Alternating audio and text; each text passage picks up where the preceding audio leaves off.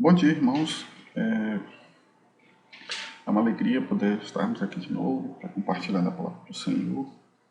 E o tema hoje que eu gostaria de trabalhar com os irmãos é o desafio das mudanças, né? Nós temos situações que às vezes nos são impostas e elas nos obrigam a mudar. E muitas das vezes a gente tem uma certa resistência a isso, né? E hoje eu queria conversar com os irmãos um pouco a respeito dessas coisas, porque nós estamos num final de, de isolamento social, né? Nós começamos a ter algumas aberturas em algumas etapas aí, né? Por exemplo, as próprias igrejas, elas já podem abrir, né, o funcionamento em torno de 30%, mas tendo que se adequar a uma série de mudanças. Nós, do Conselho, optamos por, neste momento, não abrir, mas vamos ter que futuramente abrir. E quando a gente for abrir, a gente vai ter que pensar as mudanças que a gente vai ter que fazer, né? Mesmo com a possibilidade da abertura. E o momento que a gente vive agora, ele é um momento muito pedagógico, porque nós precisamos, foi necessário de nós uma série de adaptações para que a gente continuasse, né, pregando a palavra, ajudando os irmãos, né, essa questão do fortalecimento espiritual, mesmo nos lares. E como vamos ficar daqui para frente, né? Fizemos uma adaptação e vamos voltar ao que éramos. Tem algumas coisas que podemos incorporar daqui para frente, essas mudanças. O que podemos fazer de diferente no que a gente vinha fazendo para melhor ter um alcance da pregação da mensagem do Senhor, do Evangelho. Então são algumas coisas que a gente tem que refletir. Como sairemos desse momento que a gente está, né? Vamos sair voltando ao que éramos ou vamos sair vislumbrando possibilidades de mudanças, o que será diferente daqui para frente. E eu queria nesse momento trabalhar algumas questões bíblicas, não é basicamente um texto, né, mas uma ideia. E ela começa em Gênesis, né? Eu convido os irmãos aí a abrir a palavra do Senhor em Gênesis, no capítulo 12, versículos de 1 a 3, né? Deus, nesse momento aqui da história, ele impõe uma certa mudança, né? Nesse primeiro momento, a um homem e sua família, né?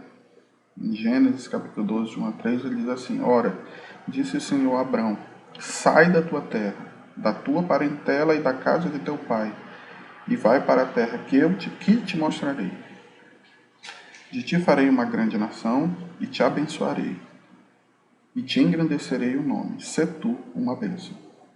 Abençoarei os que te abençoarem, e amaldiçoarei os que te amaldiçoarem. Em ti serão benditas todas as famílias da terra, né? Aqui Deus coloca um desafio muito grande na vida de Abrão, né? Você vai ter que mudar, né? E vai ter que mudar de um modo ousado, né? Você vai ter que sair da tua terra, vai sair de perto dos teus parentes. Para onde você vai? Eu vou te mostrar, quer dizer, Abraão não sabia exatamente para onde ele estava indo, ele ia ter que ousar, né? Mas ele tinha uma finalidade também para sair, né? Versículo 3 é muito claro, quando ele diz assim: abençoarei os que te abençoarem e amaldiçoarei os que te amaldiçoarem. Em ti serão benditas todas as famílias da terra, né? Abraão tinha um objetivo. O objetivo era que, por meio do comportamento dele, da aliança que Deus ia fazer com ele e com o seu povo, as famílias da terra seriam abençoadas. Então, esse era o objetivo, né? E esse desafio que Abraão encarou de mudar, ele veio acompanhado de muitas dificuldades, muitas coisas que realmente colocaram Abraão à prova, né? E a gente consegue ver isso na história de toda a sua geração, né? Quando a gente estuda a história dele mesmo, de Isaac, de Jacó e seus filhos, né? E aí a gente tem basicamente um lapso aí de aproximadamente 200 anos de história entre todas as gerações que vão de Abraão até seus netos, a seus bisnetos, no caso, que seriam os 12 filhos de Jacó.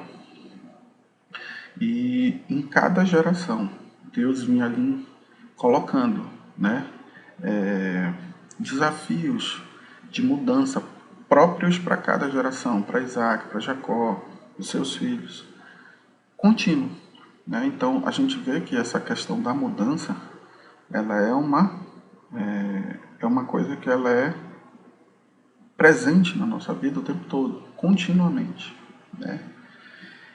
E quando a gente chega, por exemplo, a estudar a história dos filhos já de Jacó, a gente vê, né, que lá na frente, né, um pouco mais de 200 anos depois de Deus ter dado essa missão desafiadora para Abraão, né, de sair, de mudar, de ousar, com a finalidade de abençoar as famílias da terra, a gente vê que José se torna governador do Egito, né? Então Deus tinha um propósito, né? E quando a gente vê, por exemplo, que pelo ministério que Deus deu, pelo serviço, pela obra que Ele preparou para que José realizasse, José realmente abençoou todas as famílias da terra, né? O Egito conseguiu estocar alimentos que foram necessários para prover alimentos para todos aqueles povos que ficavam ao redor do Egito. Então, realmente, a gente vê se concretizando a promessa do Senhor, que por meio da geração de Abraão, né, seriam abençoadas todas as famílias da terra, né? E isso é uma coisa que ela é constante realmente na nossa vida, né? É o plano de Deus de nos impor mudanças, de nos desafiar o tempo todo a mudarmos, a pensarmos diferente, para que outros possam ser abençoados. Isso tem que ser uma constância em nós, né? E logo depois, né, por exemplo, a história de José, aí já saindo um pouco de Gênesis, já chegando no Êxodo, a gente vê que no capítulo 1, né, de Êxodo, quando ele fala já dos descendentes de Jacó, né, a gente vê que essa geração dos filhos de Jacó e a descendência seguinte, né, passaram a encontrar os seus próprios desafios, né? Coisas que chegaram ao povo como desafios, e ali Deus estava preparando outras mudanças para que eles encarassem, né? Então, muitas das vezes nós não conseguimos entender o que essas mudanças nos impõem e o que temos que fazer para enfrentá-las, né? E aqui a gente vai estudar um pouco essa questão dessa realidade, né? Para que a gente possa comparar um pouco com a nossa e ver se realmente o momento em que a gente vive não é um momento que nos propicia ousar, mudar, né? Para daqui para frente, tornar o Evangelho do Senhor mais relevante para outras pessoas, né? Com o mesmo objetivo que Deus deu a Abraão lá atrás, abençoar outras famílias da terra. Eu já conversei um pouco esse assunto com os adolescentes, né? Eu acho propício conversar isso também aqui com a igreja. Nós conversamos isso no começo do ano e era impressionante assim, quando a gente vê que Deus estava preparando assim, algumas coisas para que a gente ousasse. E é o que a gente vive hoje, né? Só que nós temos ainda muitas possibilidades, é o que a gente vai ver aqui hoje. Em Êxodo capítulo 1, eu peço que os irmãos abram aí, nós vamos ler o versículo 6 e 7, né? Esses versículos, eles trazem um pouco dos desafios que essa geração teve, né?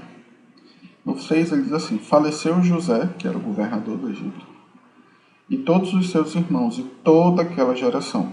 Mas os filhos de Israel foram fecundos, e aumentaram muito, e se multiplicaram, e grandemente se fortaleceram, de maneira que a terra se encheu deles. Entremente se levantou novo rei sobre o Egito, que não conhecera a José, né? Então, quer dizer, Deus tinha aqui abençoado o seu povo, né? apesar de eles estarem no Egito, né, eles eram muito numerosos, eram férteis, eles se proliferaram. E a gente vê como eles se tornaram relevantes dentro da economia, dentro do povo, né, da forma de trabalho do povo egípcio. Eles eram numericamente significativos, o trabalho deles movimentava a economia local, só que tinha uma questão: eles tinham ficado alheios aos desafios de Abraão, né? Assim como Abraão, naquele momento em que Deus o chama, talvez ali ele se encontrasse numa vida, como é que a gente vai dizer, um momento cômodo, né? Estou com a minha família, tenho recursos, sou um homem rico, né? Um momento em que ele tinha tudo para se acomodar, Deus chega lá e diz: sai da tua terra. Então aqui a gente vê a mesma coisa que no povo hebreu, né? Era um povo que era numericamente grande, importantes para a economia do Egito, e talvez isso tenha colocado no coração deles um certo acomodismo. Estamos no Egito, talvez, né, eles estavam bastante alheios ao desafio, né, que Deus tinha imposto a Abraão lá no começo, porque ele falou: tu vai para uma terra que eu te mostrarei.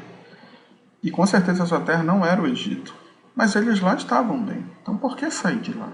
Por que mudar? Por que ir embora? Né? Então eles estavam bastante alheios a esse desafio. Né? Eles estavam no que a gente chama de zona de conforto. Né? E às vezes a gente se encontra nessa zona de conforto e às vezes a gente não para perceber o quanto isso é perigoso para nós, né?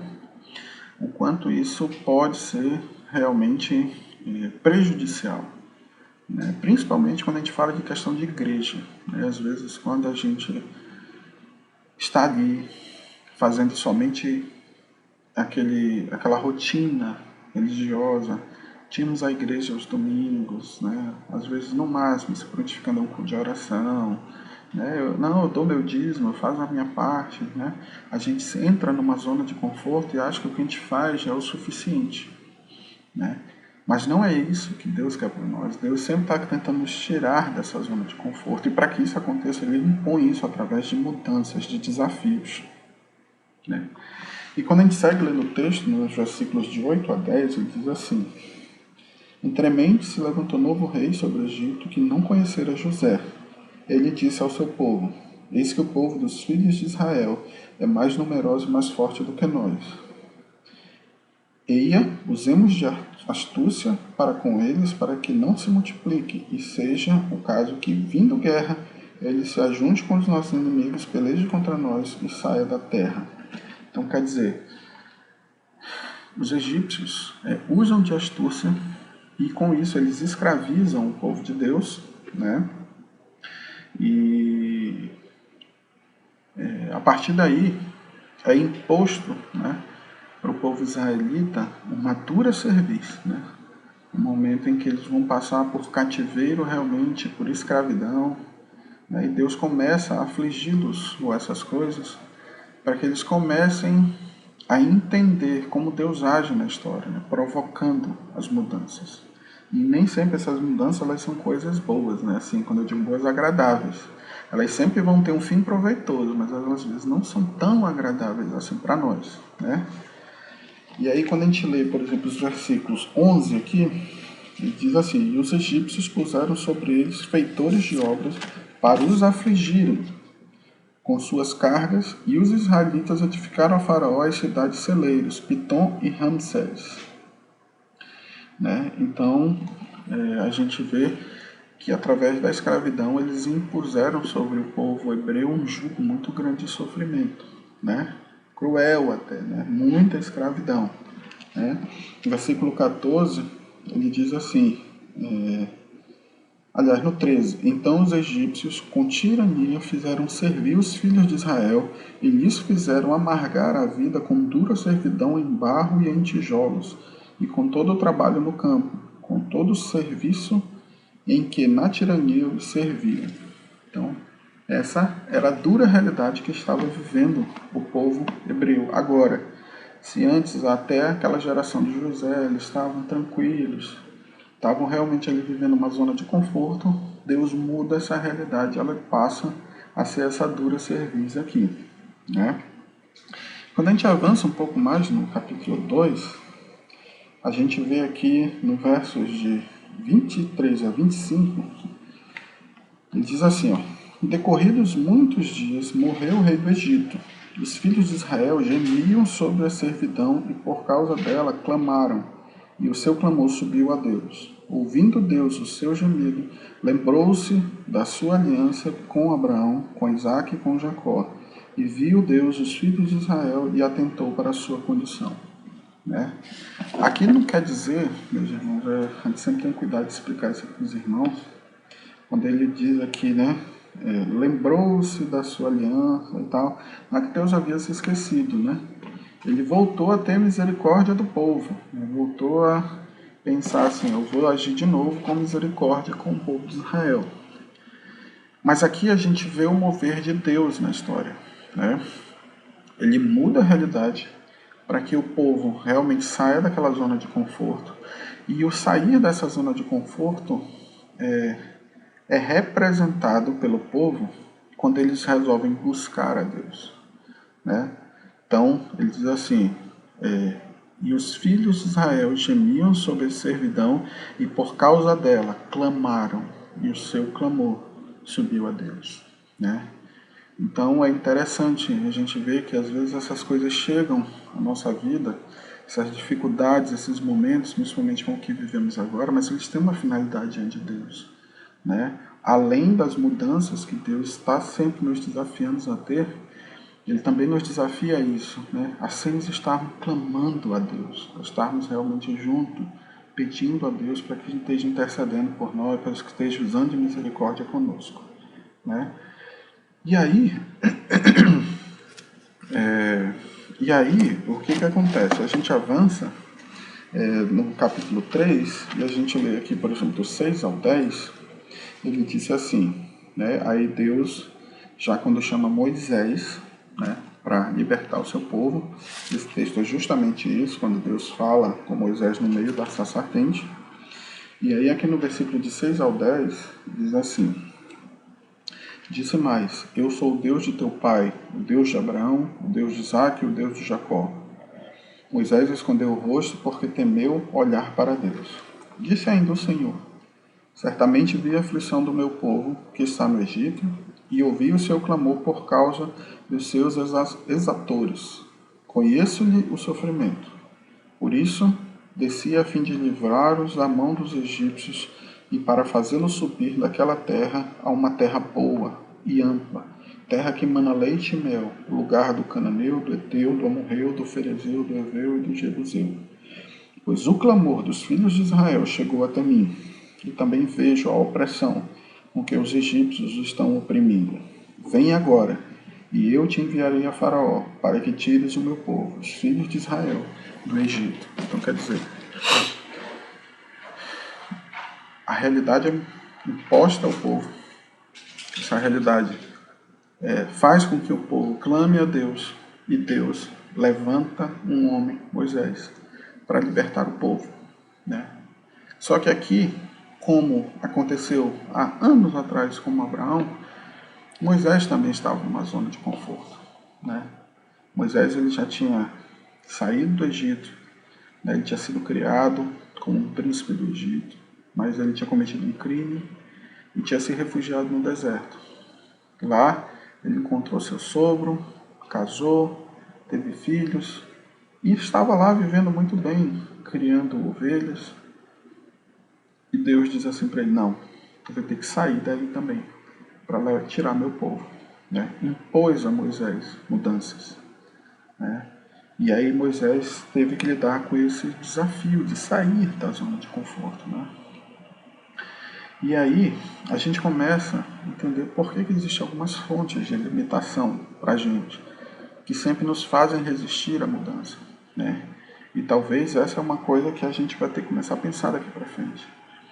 Nós vamos sair desse momento de pandemia e nós vamos ser obrigados a fazer coisas diferentes do que fazíamos antes, né? Nós estamos aqui fazendo uma coisa que é diferente do que a gente fazia antes. E o que às vezes nos impõe essa resistência à mudança? Por que que a gente sempre tem a tendência a voltar a fazer o que a gente sempre fazia? Por que que a gente quer sempre manter a zona de conforto? Né? O que que faz a gente resistir à mudança? Continuando no nosso texto, eu queria chamar a atenção dos irmãos para o versículo 11. Né? Êxodo 3 já, né? No 11 diz assim: Então disse Moisés a Deus: Quem sou eu para ir a Faraó e tirar do Egito os filhos de Israel? Por que que Moisés falava isso? Né? Moisés falava isso porque ele era, dentro da terra egípcia, um assassino. Ele tinha matado um homem que estava afligindo um hebreu e ele se tornou um assassino. Então, ao fugir do Egito, ele se livrou da pena, mas à medida em que ele voltar, que ele seria necessário ele voltar ao Egito, ele estaria exposto, né, novamente à nação, ao julgamento do povo egípcio, e ele temia pela sua vida. Ele estava com medo, né, com medo da sua própria vida. Como é que eu vou voltar para lá se de lá eu fugir como assassino? Então ele estava com medo. E Deus acalma o coração de Moisés. Não, tu vai ter que ir lá, né? Tu não precisa ter medo. Por que que tu não precisa ter medo? E a resposta de Deus está no versículo 12.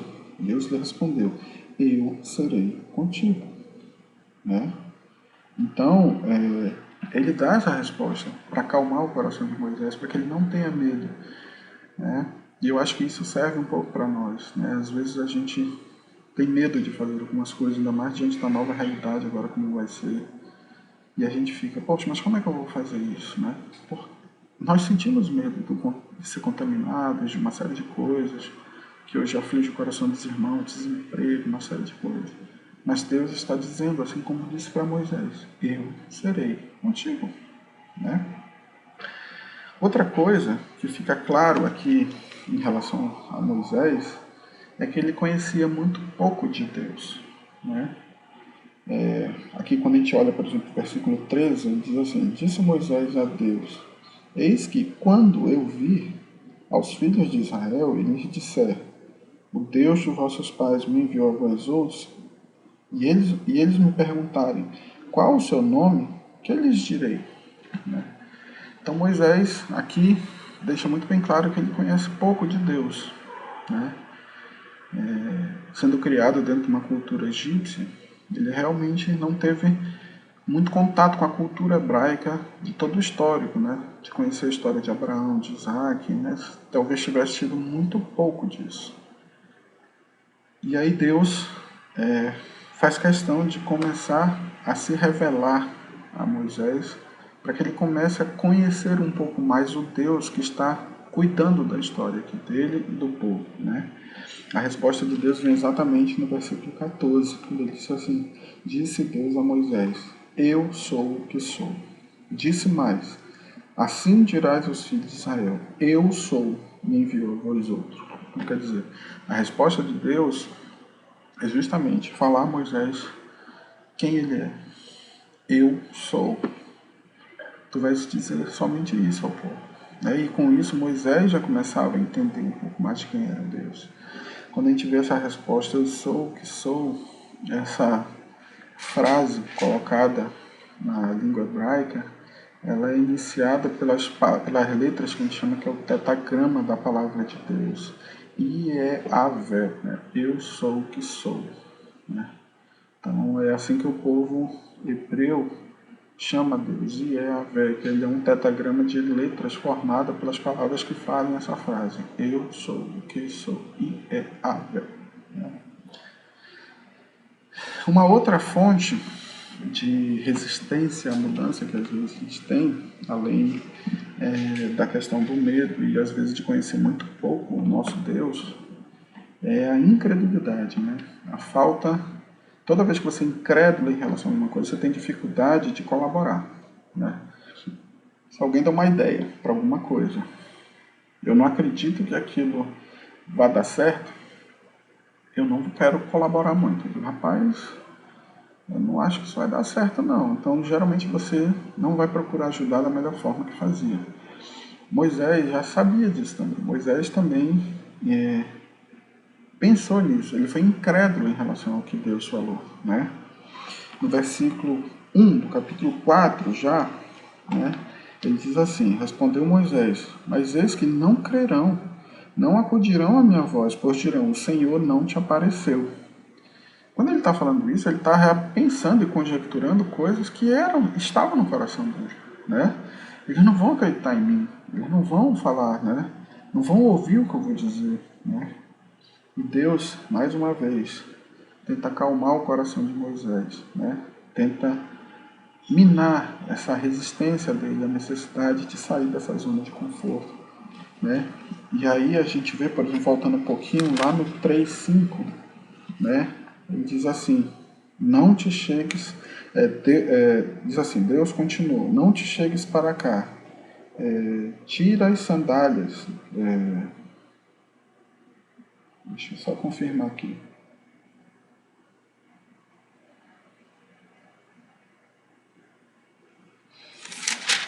Deixa eu só me ajeitar aqui.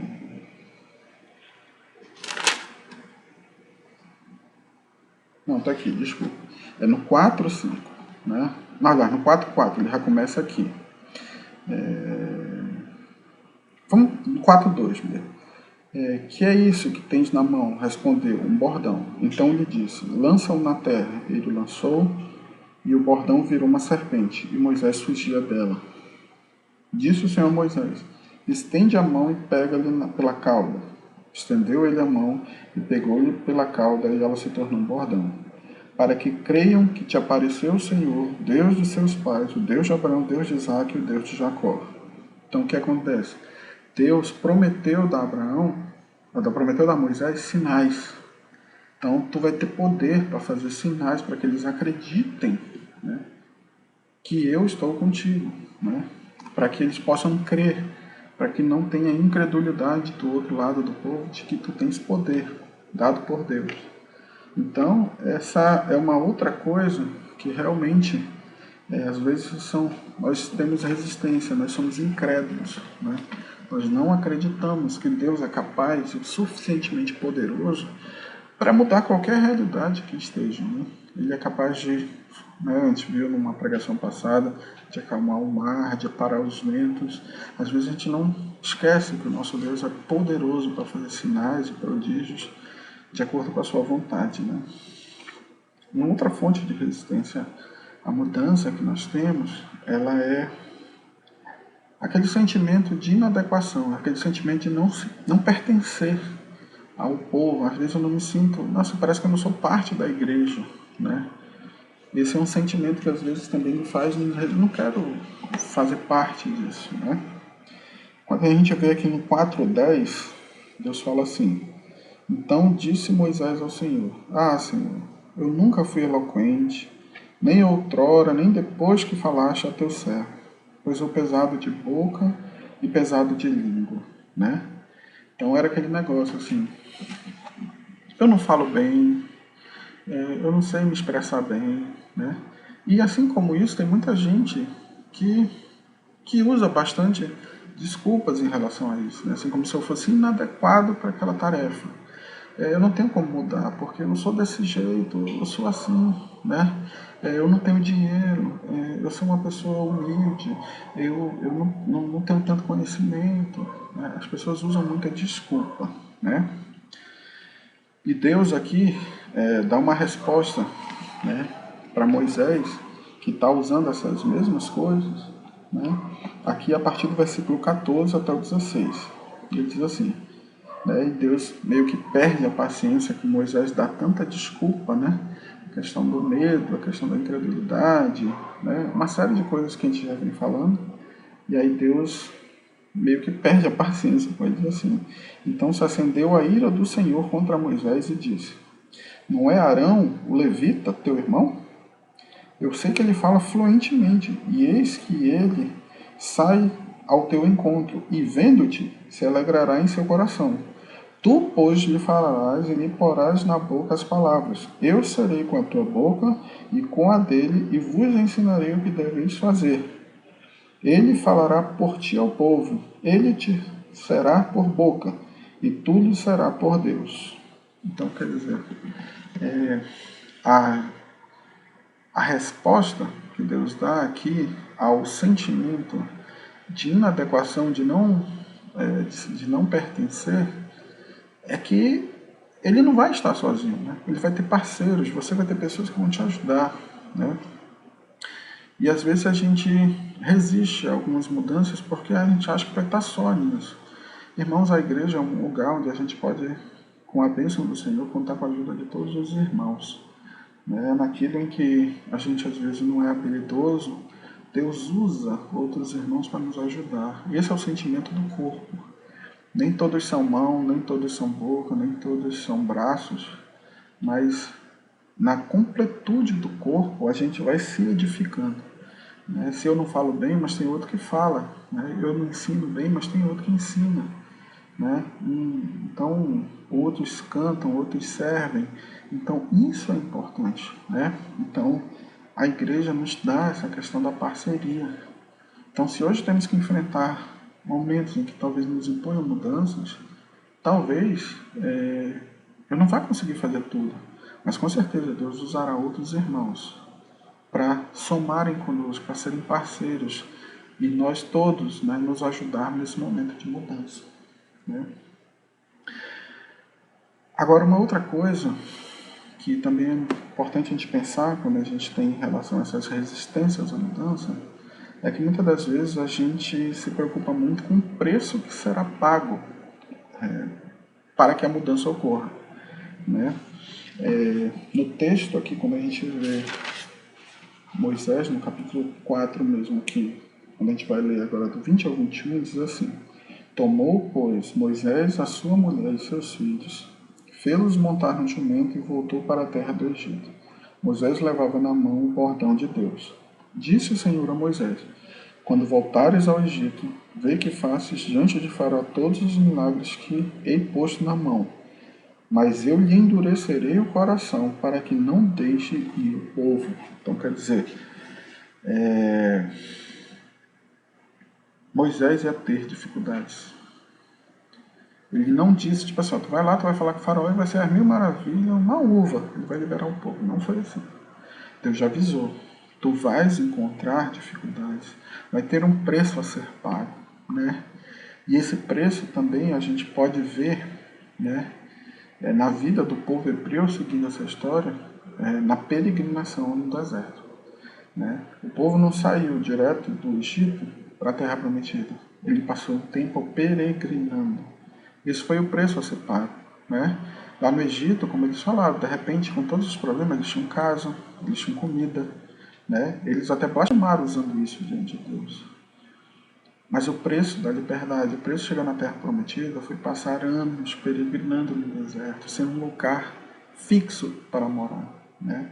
Então, esse era o preço a ser pago para que eles pudessem ter uma realidade melhor. Então, muitas das vezes a gente não quer mudar porque a gente só olha o que vai ser pago. Ah, não, mas fazer isso, mas acordar cedo, não, mas vou ter que dormir tarde, vou ter que, né, enfrentar dificuldades, eu vou ter que me aprimorar, vou ter que estudar mais, vou ter que me preparar. Tem muita gente que só olha o preço a ser pago, meu irmão, e não olha as recompensas que Deus está nos proporcionando com isso. Né? Então isso é uma das coisas que às vezes dificulta muitos irmãos a mudarem também. Isso não pode ser uma limitação para nós. Né? O preço a ser pago, às vezes, ele tem que ser pago, para que depois a realidade possa ser uma realidade abençoada por Deus. Né? E, por último, né, finalizando essa aula, que eu não quero me alongar muito agora pela manhã, uma outra fonte de resistência à mudança que geralmente nos são impostas é um sofrimento demasiado. Né?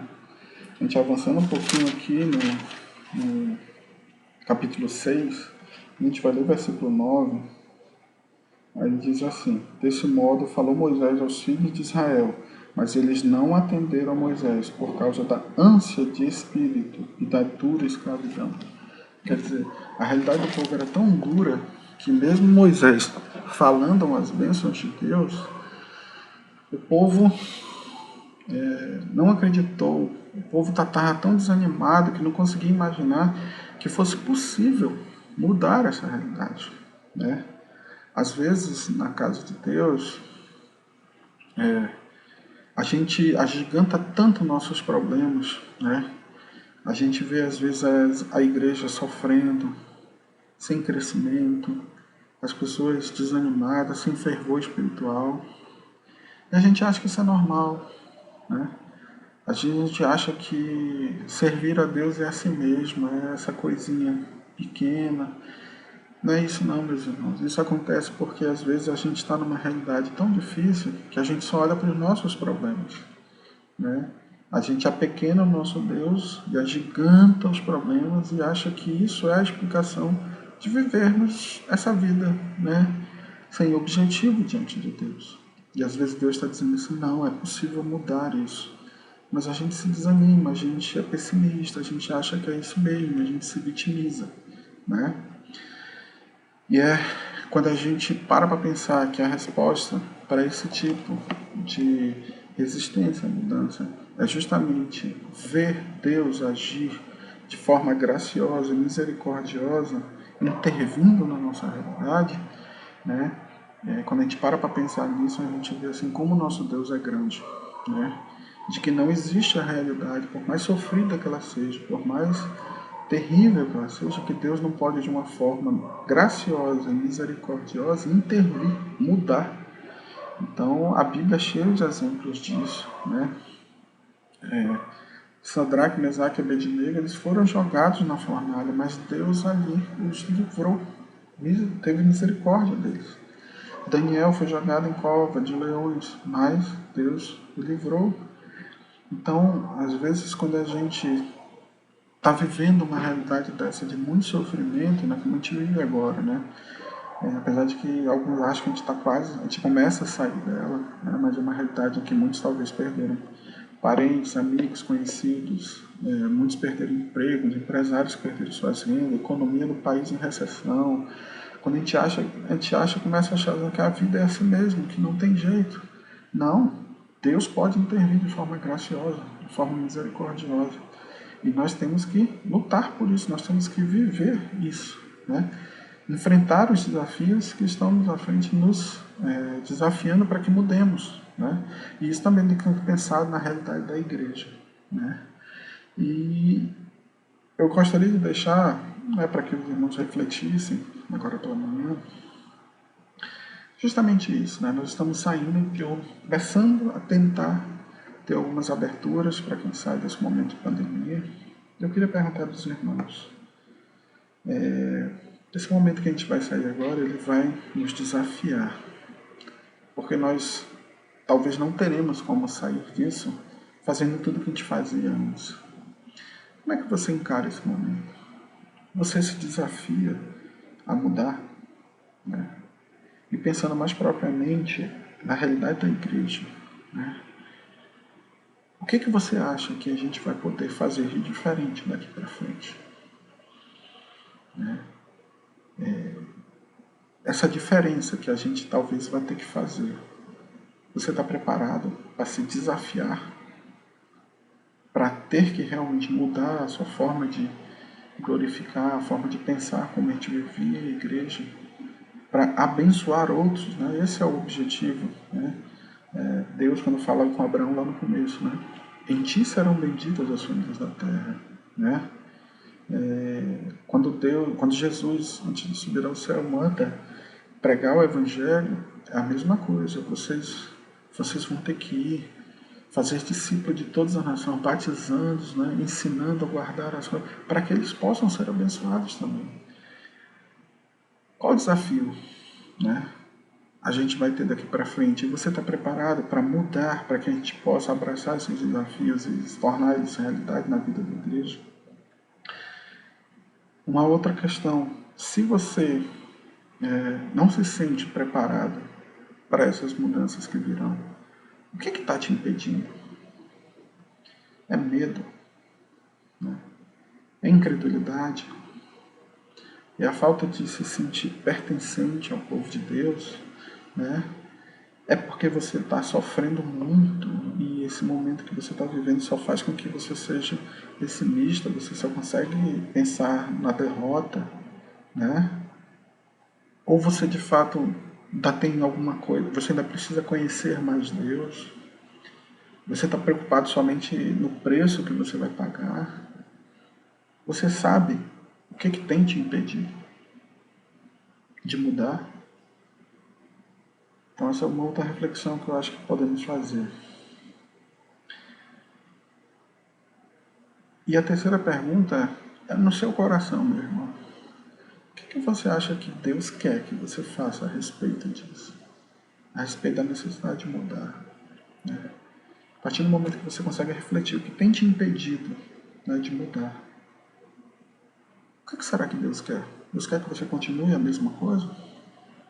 O que Deus quer que realmente que você, por meio às vezes de algumas dificuldades que chegam na sua vida, Deus está te empurrando, né? Muda, muda, né? Será que Deus permite que essas coisas cheguem simplesmente sem objetivo em nossas vidas? Ou será que elas querem nos ensinar? Né? Teve um dia desse que minha esposa, aqui em casa, conversando comigo, a gente refletindo um pouco sobre isso, e foi uma das coisas que me fez pensar um pouco nessa mensagem que eu queria compartilhar agora com os irmãos, foi justamente isso, assim, né? Se Deus olhasse para nós agora, né? Nós estamos fechados enquanto igrejas, eu acho que desde abril, né? Ali final de março, começo de abril. E estamos partindo para um momento que daqui a pouco talvez vamos voltar a estar reunidos no templo, né? Com uma série de mudanças, adaptações, mas vamos voltar.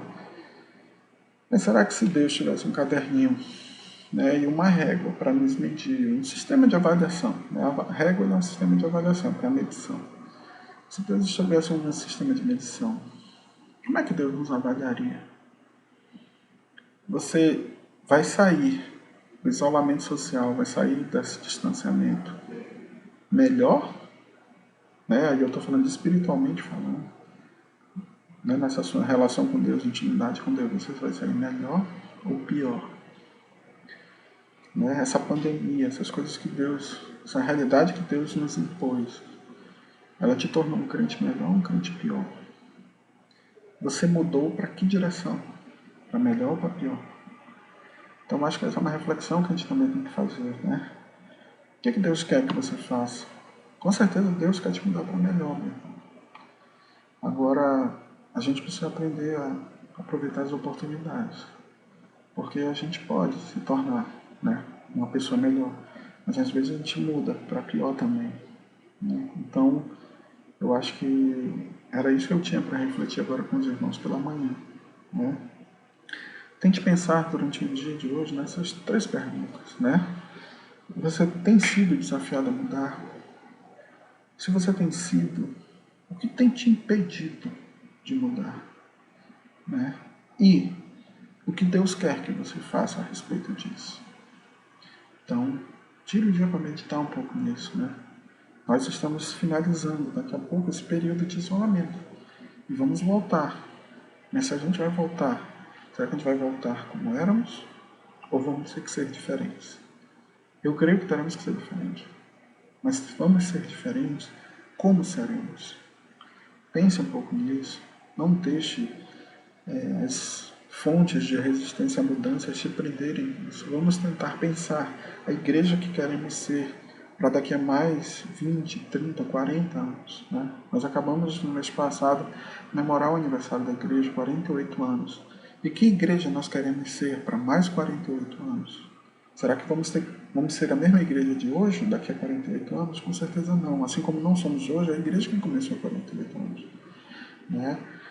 O Sínodo de Dort, né, que é um dos pontos da reforma lá no século XVII, ele teve uma frase que foi dita lá que era assim: uma igreja reformada se reformando.